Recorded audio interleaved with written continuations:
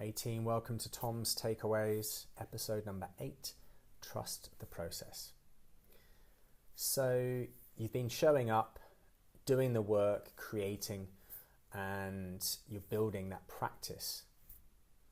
But here perhaps is the kicker that you're finding now. You do all of that and sometimes, or often perhaps, just crickets, nothing lands. You write the idea, you put things out, and the outcome isn't what you hoped. And that can be pretty frustrating, right? So this week, one of Seth's most freeing ideas is that the outcome is not the point, the practice is. We've been trained to focus on goals and results, whether it be sales, views, praise, but Seth reminds us that those things are out of our control.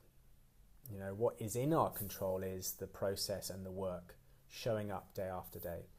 And that can be a huge relief when you stop obsessing about what other people think and just focus on your part, your business. For me, when I started writing years and years ago, I was publishing stuff online, I thought everything had to be mind-blowing. And if I didn't get that right and I didn't receive positive feedback, I'd get down on myself. And I'd think, what was the point? But over many years, I've realized that the point is just to create the space, to put it out there, to practice, to engage in the process, and let go of the result.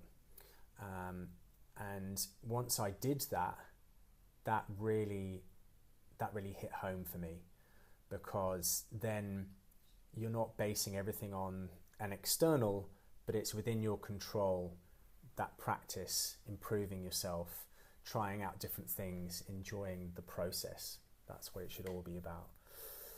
So all I wanted to say really was to keep creating, keep being consistent and offering up what you're doing. And strangely, by being consistent, you will get the results that you kind of wanted at the start. But at that point, you don't really care because you're aligned with what's important to you, what matters. You're showing up with heart and engaged in a beautiful process.